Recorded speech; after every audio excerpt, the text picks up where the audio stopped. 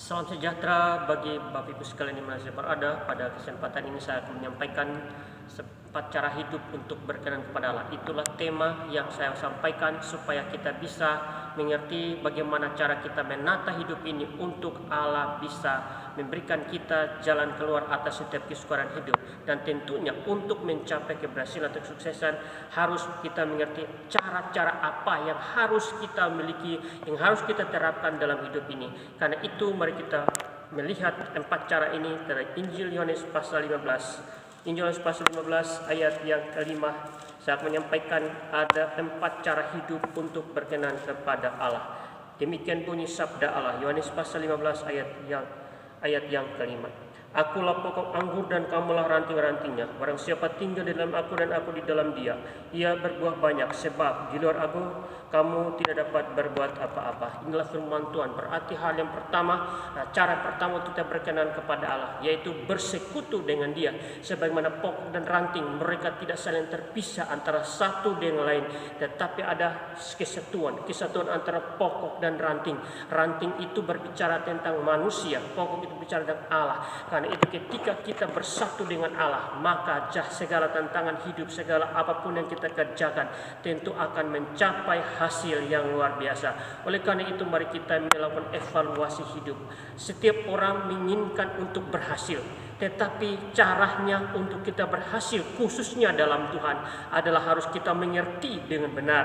Karena itu hal yang pertama, harus kita membangun persekutuan dengan Allah atau bersekutu dengan dia setiap waktu. Itu hal yang pertama yang harus kita ingat bersama-sama.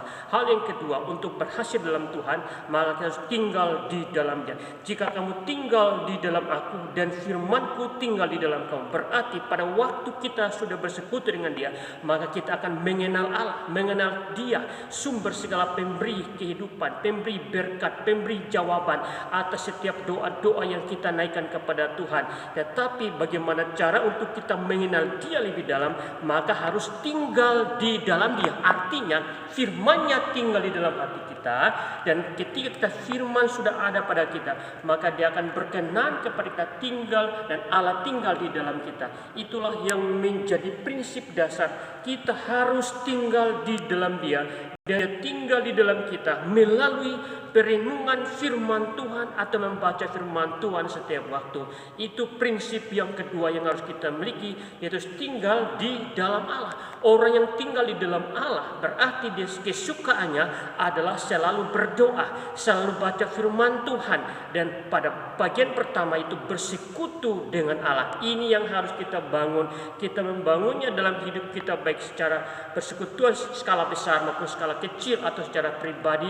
Mari kita memulainya dengan melakukan prinsip ini, tinggal di dalam Tuhan senantiasa. Yang ketiga, yaitu berhasil di dalam dia. Berhasil di dalam dia, perhatikan kalimat manakah saya katakan itu, yaitu jikalau kamu tinggal di dalam aku dan aku di dalam, maka ia akan berbuah banyak. Kalimat berbuah banyak adalah berbicara tentang keberhasilan atau berproduktif, berhasil, atau dia selalu mencapai standar. Keberhasilannya itu bersumber dari Allah karena dia telah bersekutu dengan dia, tinggal di dalam dia, dan pada akhirnya Tuhan memberikan dia akan jaminan hidupnya selalu berhasil dalam segala usaha dan pekerjaannya. Berarti bagian ketiga adalah kita harus berhasil di dalam dia. Bagian keempat, yaitu harus bertahan hidup di dalam dia. Perhatikan bagian terakhir, sebab di luar aku kamu tidak dapat berbuat apa-apa. Ini adalah berbicara tentang lokasi hidup kita. Walaupun banyak tantangan, tetap kita harus tinggal di dalam Kristus. Tantangan itu harus ada supaya mengasah, memurnikan pendirian kita dalam Tuhan. Nah, orang yang tetap bertahan hidup dalam Tuhan berarti dia memiliki pendirian iman di dalam Tuhan. Dia bertahan meskipun banyak tantangan. Dia tahu bahwa ada jalan keluar, karena tantangan-tantangan dalam hidup itu tidak melebihi kesanggupan atau tidak memiliki kemampuan manusia. Itulah yang harus kita miliki di dalam hidup ini sebagai orang-orang pilihan Tuhan, orang-orang tebusan Tuhan. Mari kita boleh keluar daripada dia, tetap bertahan hidup. Percayalah bahwa dikala kita berada di dalam Dia, mustahil selalu ada jalan keluar. Tuhan akan memberkati kita karena kita memenuhi apa yang Tuhan kehendaki. Karena itu saya berikan kesimpulan daripada renungan ini. Yang pertama, untuk berhasil di dalam Dia, yaitu harus pertama tinggal atau bersekutu dengan Dia, tinggal di dalam Dia, berhasil di dalam Dia, dan tetap bertahan hidup di dalam Dia.